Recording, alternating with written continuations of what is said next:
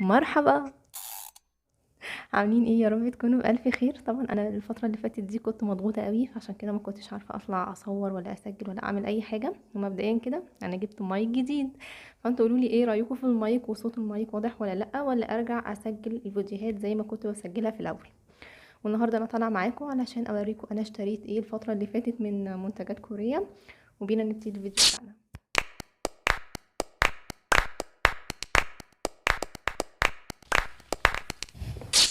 طبعا دون البوكس اللي جالي فيه الاوردر بتاع المنتجات. الصفحه اللي انا اشتريت من عندها اسمها ريوانا.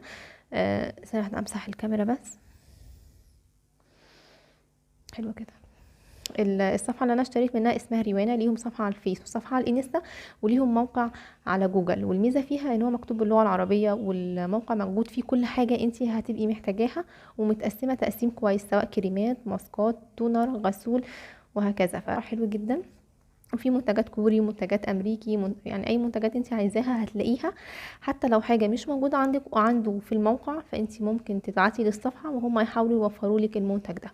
صفحه من الصفحات بصراحه اللي انا مبسوطه قوي اللي انا عرفتها. وبصراحه التعامل معاها حلو جدا. الاوردر جاي لي متغلف تغليف كويس جدا. هي صفحه فيها مميزات كتير، تعامل محترم، اوردر بيجيلك بسرعه، متغلف بشكل كويس، واللي انت عايزاه هتلاقيه. نفتح بقى مع بعض البوكس ونشوف شكله من جوه عامل ازاي. ده شكل البوكس من جوه، تحسي ان هو هدايا، والله كانه جايلك هديه. هوريكم بقى انا جبت ايه. اول حاجه انا جبتها كريم العين دون. انا مش اول مره اجرب حاجه كوري كريم عين، كنت جربت قبل كده حاجه وعملت لكم عنها ريفيو، كانت حلوه جدا. وده شكل العبوه من جوه. واللي عجبني فيه كمان ان هي الفتحه بتاعته من قدام بتسهل عليكي انك تحطي كريم العين. تاني حاجه انا جبتها الكريم دون بتاع الشعر من شركه فارماسي، ودي اول مره اجرب حاجه تكون كوري للشعر. انا في الغالب كنت بجرب الحاجات اللي هي العاديه، بس اول مره اجيب حاجه كوري يعني. فهقول لكم رايي فيه. والحاجات دي كلها بصراحه انا اسعارها مش فاكراها، وحتى لو افتكرتها هي حاليا دلوقتي اسعارها اعلى، بسبب ان الحاجات طبعا كل شويه بتغلى وكده. لكن هتخشوا على الموقع وهتلاقوا كل حاجة موجودة بالسعر بتاعها. وده شكل الكريم من جوه. انا اصلا من زمان كان نفسي اجيبه، ده من شركة فارماسي، واخيرا جبته يعني. فانا مبسوطة ان انا جبته وهو فعلا حلو. بس انا هقولكوا رأيي بعد مثلا شهر شهرين كده من استخدام الحاجات دي كلها. طبعا الحاجات دي انا اصلا فتحتها واستخدمتها وبقالي فترة يعني. بس مش هديكوا رأيي دلوقتي. وتاني حاجة انا جبتها السيرم دون من شركة فارماسي. واللي بيعجبني في فارماسي انها بتعمل حاجات احجامها كبيرة كده ومحترمة، تقعد معاكي فترة طويلة. وده شكل العبوة من جوه. وكنت عملت ريفيو، كذا ريفيو على عبوات كبيرة زي كده برضو من شركة فارماسي، هتلاقوها نازلة عندكم. تاني حاجة انا بقى كده جبتها هي التونر دون من شركة كوزوريكس.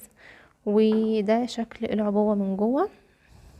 واللي عجبني فيه ان هو بخاخ، يعني مش تحتاجي ان انتي تحطي القطنة. بخاخ. حلو يعني. فانا بيعجبني الحاجات اللي هي بتبقى بخاخ، فما بحبش اللي هي تقعدي تحطي القطنة وتصبي بيها وكده. فكان دي حاجة من الحاجات اللي في التونر ده عجبتني قوي. واخيرا بقى، وليس اخيرا، لا لسه في حاجة تانية صحيح. جبت سيرم الرموش الكوري، ودي تقريبا تالت مرة او تاني مرة اجيبه، وانا استخدمته حلو جدا. وكنت عاملة عنه ريفيو، هتلاقوه نازل عندكم على الصفحة. واخيرا وليس اخرا، انا جبت كيكو.